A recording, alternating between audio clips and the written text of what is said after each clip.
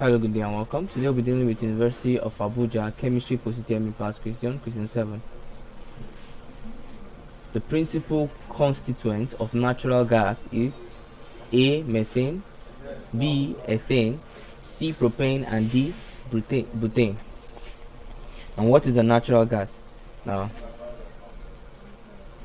a natural gas is also called a fossil gas, or simply a gas. Now, this natural gas is a natural occurring hydrocarbon gas mixture. Now, it is a hydrocarbon gas mixture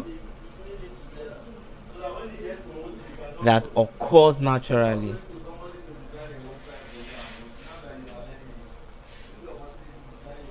Now, it consists primarily of methane.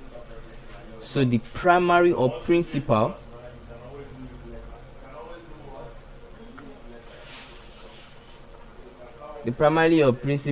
constituents are methane.